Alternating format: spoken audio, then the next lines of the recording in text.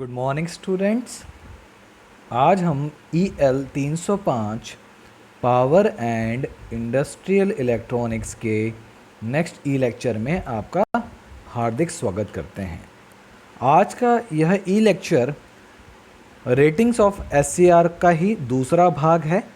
इसके पहले भाग में हमने वोल्टेज रेटिंग के बारे में आपको बताया था। आज हम करंट रेटिंग्स ऑफ SCR के बारे में बात करेंगे।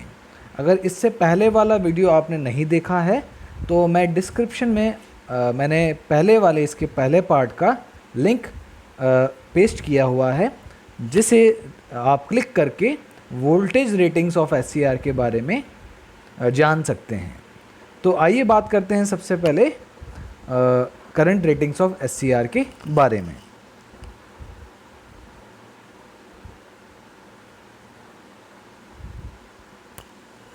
करंट रेटिंग्स ऑफ SCR, इससे पहले हमने रेटिंग्स ऑफ SCR की मैं बात कर लेता हूं कि रेटिंग ऑफ SCR एक कंसाइज वे में बात कर लेता हूं कि रेटिंग ऑफ SCR क्या होती हैं। अधिकतम या न्यूनतम मान होते हैं, और जहां तक देखा जाता है वह अधिकतम मान होते हैं जो SCR को अप्लाई किए जाते हैं वर्किंग मोड में, जिससे SCR यानी कि वह अधिकतम मान जिसके नीचे नीचे उसे करंट एवं वोल्टेज एवं अन्य वैल्यू प्रदान की जाती हैं, जिससे SCR किसी भी प्रकार का डैमेज SCR में ना हो। तो उसी प्रकार से करंट रेटिंग्स के बारे में देख लेते हैं। करंट रेटिंग ऑफ SCR क्या होती है।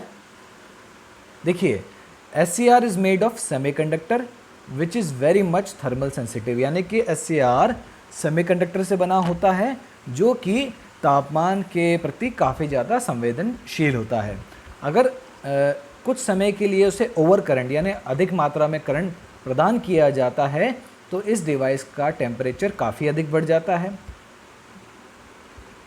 जिससे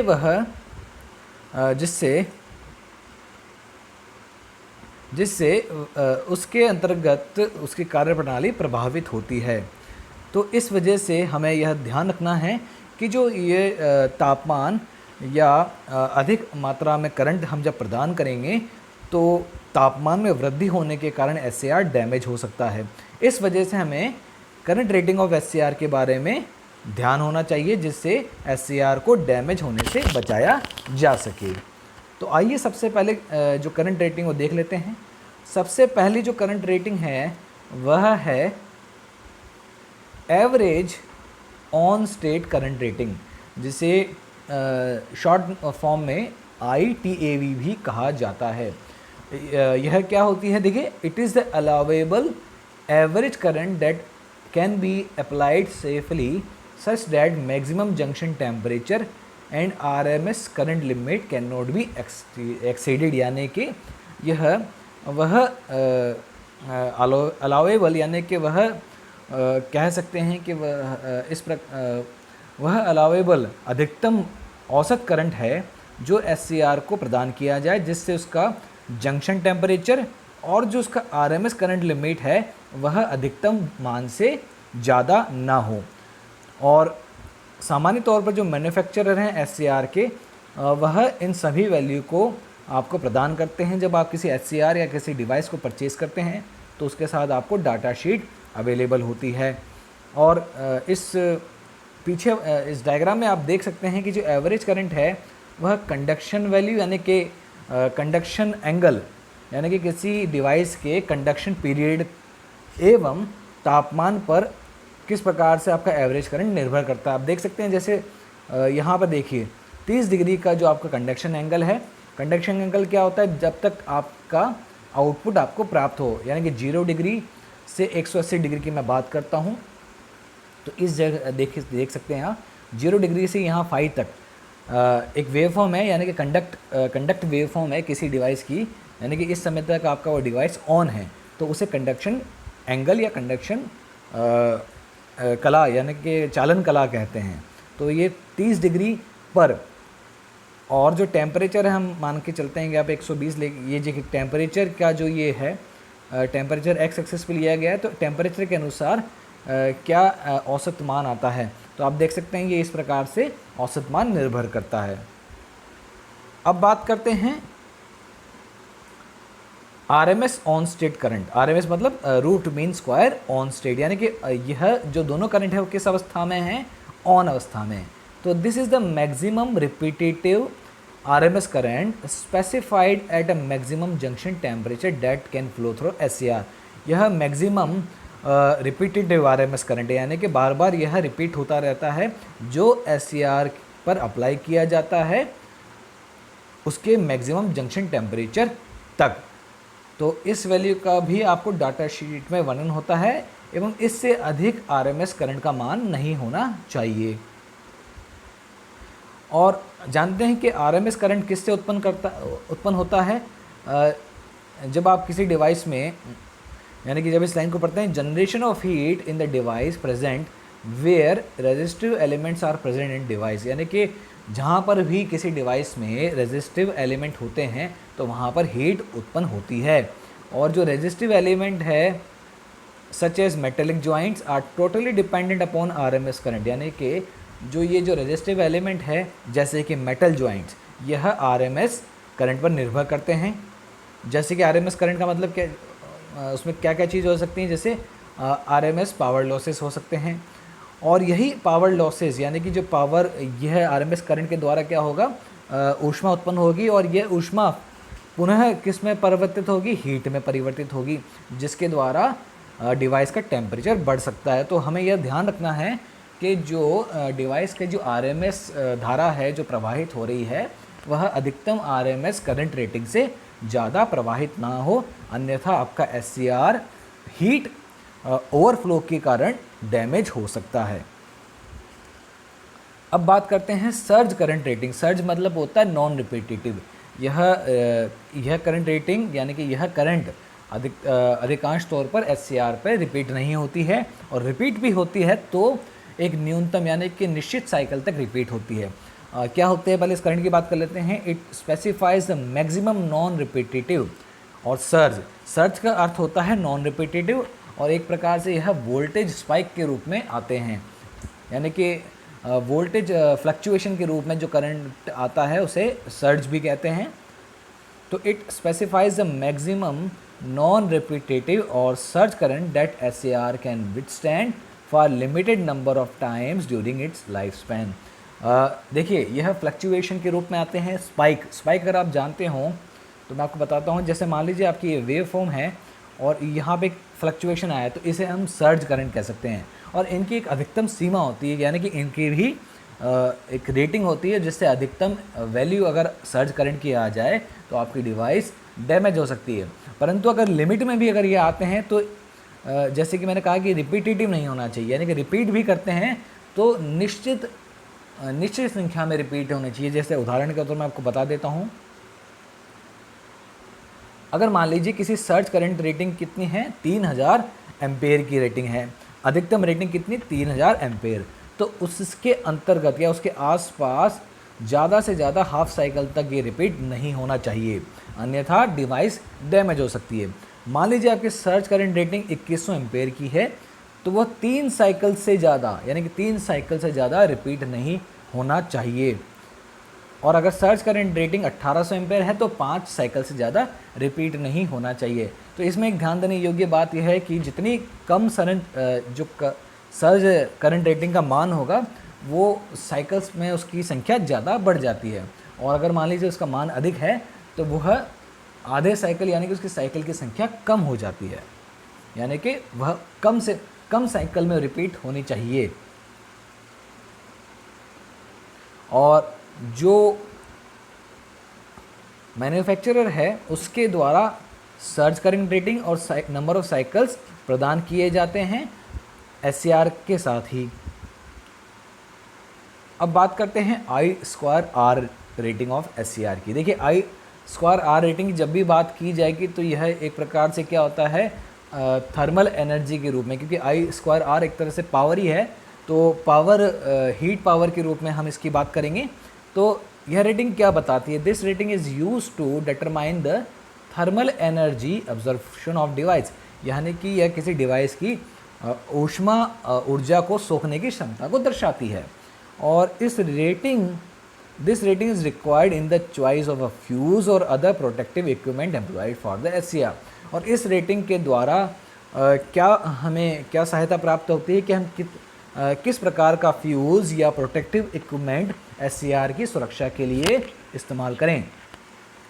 क्योंकि ऊष्मा जो है वह अगर किसी डिवाइस के द्वारा सोखी जाती है और हमने किसी प्रोटेक्टिव इक्विपमेंट का इस्तेमाल किया, उदाहरण के तौर पर हमने फ्यूज़ का इस्तेमाल किया है, तो जो फ्यूज़ की जो करंट रेटिंग यानी कि फ्यूज़ की जो I²R रेटिंग है वह एससीआर से कम होनी चाहिए। क्योंकि जितनी ऊष्मा एससीआर वहन कर सकता है उससे कम अगर IR² रेटिंग का फ्यूज़ लगाएंगे तो उससे पहले ही आपका फ्यूज़ क्या होगा, ब्रेक हो जाएगा, जिससे एससीआर उसकी अधिकतम I²R रेटिंग तक नहीं पहुंच पाएगा एवं एससीआर प्रोटेक्टेड मोड में रहेगा। तो this is the measure for the thermal energy that SCR can observe for a short period of time before clearing the fault by fuse. यानी कि यह रेटिंग क्या दर्शाती है कि यह दर्शाती है कि यह ऊष्मा एनर्जी के माप को दर्शाती है जो एससीआर एक सीमित अंतराल के लिए ऑब्जर्व कर सकता है। और किसी भी एससीआर के प्रोटेक्शन के लिए आपको ये ध्यान देने वाली बात है कि जो हम फ्यूज़ या प्रोटेक्टिव इक्विपमेंट लगाएं उसकी जो I²R रेटिंग है वह हमेशा किससे कम होनी चाहिए, एससीआर के I²R रेटिंग से कम होनी चाहिए। तो ये थी I²R रेटिंग। अब बात करते हैं DI/dt रेटिंग। इसका अर्थ होता है करंट में समय के अनुसार परिवर्तन। और कौन से करंट में परिवर्तन, एनोड करंट में परिवर्तन। यह क्या कहलाता है, it is the maximum allowable rate of rise of anode to cathode current without any damage और हार्म टू एन एससीआर। यानी कि ये अधिकतम परिवर्तन है किसमें, एनोड धारा में, जो एससीआर क्या कर सकता है, सहन कर सकता है बिना डैमेज के। अगर इसकी rate of rise bar bar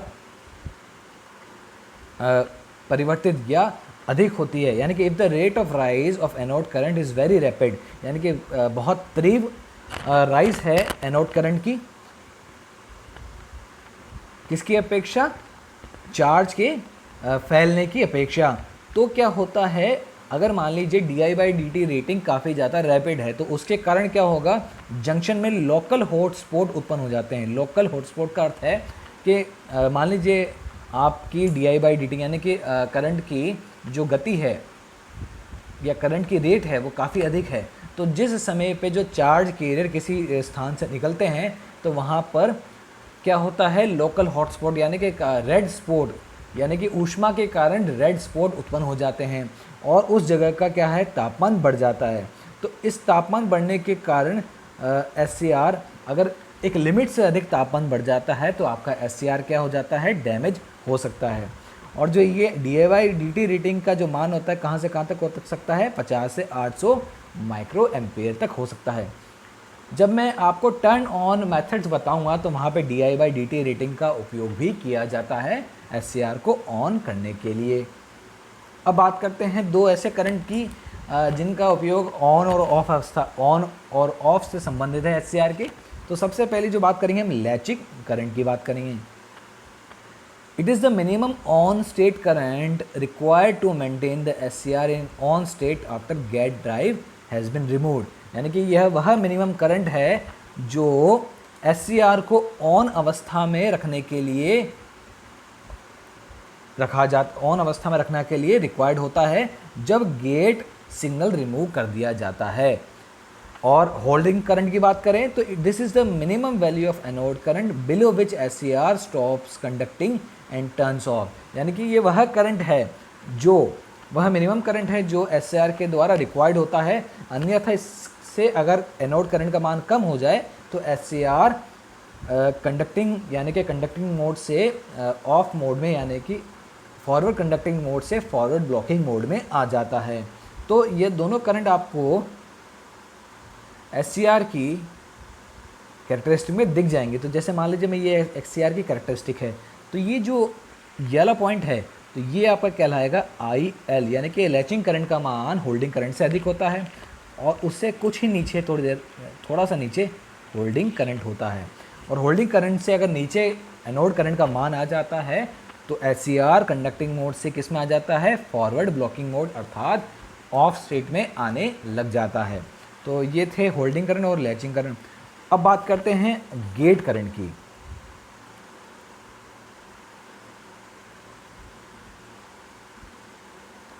gate current क्या होता है? देखिए, गेट करंट की बात की जाए तो for controlling the SCR gate current is applied to gate terminal.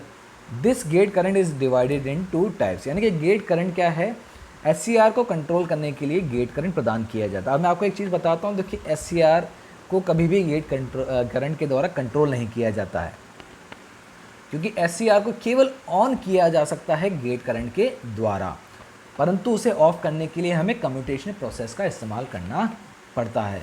और कुछ एक ही डिवाइस है जिनके द्वारा जो गेट करंट के द्वारा ऑफ भी की जा सकती हैं, जैसे कि IGBT, जिसका फुल फॉर्म होता है इंसुलेटेड गेट बाइपोलर ट्रांजिस्टर। और ऐसे एक डिवाइस है PUT, और इसके अलावा और भी डिवाइसेस हैं जिनका हम उपयोग कर सकते हैं, गेट करंट के द्वारा उन्हें कंट्रोल किया जा सकता है। ठीक है, तो SCR को ऑन करने के लिए गेट करंट का उपयोग किया जाता है, और इस गेट करंट को दो भागों में विभाजित किया जाता है। कौन कौन से? एक तो मिनिमम गेट करंट और एक होता है मैक्सिमम गेट करंट। अब मिनिमम गेट करंट किस लिए उपयोग में आता है? देखिए, मिनिमम गेट करंट वह करंट है जो SCR को प्रदान किया जाए जिससे SCR क्या हो जाए, ऑन हो सके। यानी कि जब हम SCR के गेट टर्मिनल पे एक न्यूनतम करंट देंगे, उसके पश्चात ही आपका SCR ऑन होगा, तो उसे मिनिमम गेट करंट कहते हैं। अब बात की जाती है मैक्सिमम गेट करंट की। तो मैक्सिमम गेट करंट क्या होता है? वह करंट जो SCR को या गेट पर अप्लाई किया जाए सेफली। अगर इससे अधिक मात्रा में गेट करंट अप्लाई करते हैं तो आपके SCR में अबनॉर्मलिटीज़ उत्पन्न होती हैं। ठीक है, तो यह थे हमारे करंट रेटिंग्स की बात थी आज। इसमें एक चीज़ और मैं बताना चाहूँगा कि जो गेट करंट है वह एक निश्चित ड्यूरेशन के लिए ही दिया जाता है। उसे गेट पल्स की ड्यूरेशन यानी गेट करंट को पल्स के रूप में दिया जाता है, जिसकी निश्चित ड्यूरेशन होती है, और उस ड्यूरेशन से अगर कम में आप गेट करंट को अप्लाई करेंगे तो आपका SCR ऑन नहीं होगा। तो ये था हमारा आज का जो करंट रेटिंग्स पे अर्थात रेटिंग्स ऑफ SCR, जिसमें हमने करंट रेटिंग्स की बात करी।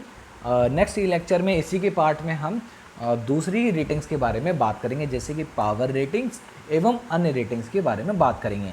और इस लेक्चर से पहले वाले लेक्चर जिसमें हमने वोल्टेज रेटिंग की बात की, तो उसका लिंक मैंने डिस्क्रिप्शन में दिया हुआ है, उसको आप देख सकते हैं। धन्यवाद।